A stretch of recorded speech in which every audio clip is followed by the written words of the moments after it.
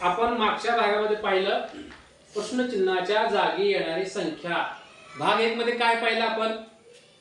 3 उभे चौरस 3 आडवे चौरस म्हणजे एकूण 9 चौरस असायचे आणि प्रश्नचिन्हाच्या जागी आपण संख्या शोधायची होती। त्यावेळेला काय सांगितलं होतं तुम्हाला?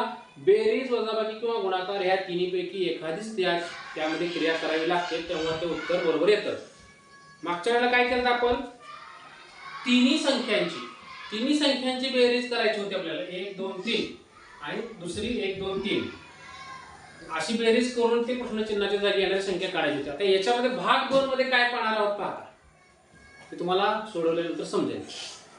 इथे प्रश्नचिन्ह दिलंय 7 6 9 8 4 5 15 10 आणि प्रश्नचिन्ह पहिल्या पद्धतीनुसार करून पहा।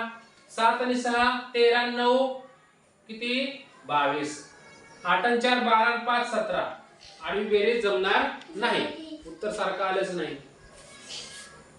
7 आता उभी करा 7 आणि 15 15 30 6 आणि 4 10 आणि 20 आणि बेरीज करून जमणार नाही।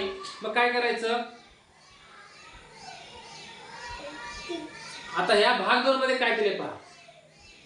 पहिल्या दोन उभ्या किंवा आडव्या पहिल्या दोन संख्यांची बेरीज करायची आणि तिसरी संख्या जी असणार आहे तिसऱ्या चौरसातील त्याचं उत्तर असणार आहे। पहा 7 आणि 6 13 इथे 9 आहे म्हणजे आडवी बेरीज आडव्या पहिल्या दोन अंकांची बेरीज हे उत्तर आहे का? इथे नाही, म्हणजे आडवी आपल्याला बेरीज करून जमणार नाही। आता उभे करून पहा 7 आणि 8 15 आहे 15 इथे 6 आणि 4 आहे 10 9 आणि 5 किती आला पाहिजे?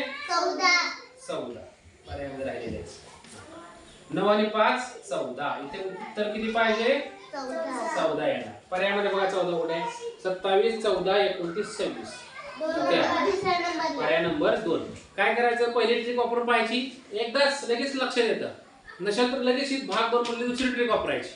कळलं? तिसरी ट्रिक उद्या। ओके, समजलं तुम्हाला? चलो चलो चलो।